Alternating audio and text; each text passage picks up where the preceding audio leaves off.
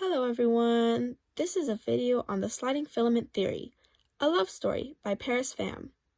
Now, before this love story begins, it all starts with the brain. A signal from the brain is sent to the sarcolemma on the muscle cell, which will then travel down to the sarcoplasmic reticulum, which will come in handy later. Now with all of that set aside, let's get back to the good stuff. But first, let's set the scene.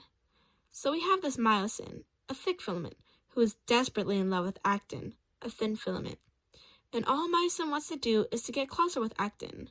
However, there's a bit of an issue with that. You see, actin has these two strict parents called troponin and tropomyosin, which have a huge ban on dating, and they basically block myosin from touching actin whatsoever. But fear not, ladies and gentlemen. Remember the sarcoplasmic reticulum I mentioned before? Well, it's kind of like a wingman in this situation. The sarcoplasmic reticulum will release calcium that sort of woos and distracts the troponin and tropomyosin. Once the calcium is attached to the two, boom, the protein changes shape and suddenly the actin is free from the grasp of their insanely strict parents.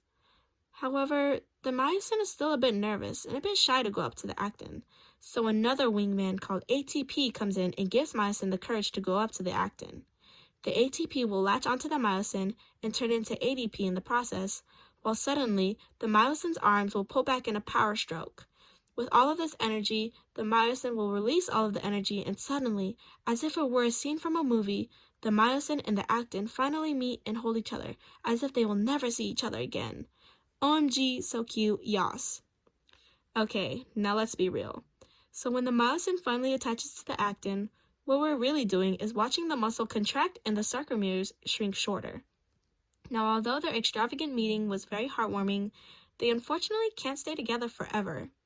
Another ATP attaches onto the myosin, and the myosin will eventually detach from the actin, as if it were to say that the myosin is going away for college, and they can't really be together right now, but the myosin loves the actin so much, they'll come back.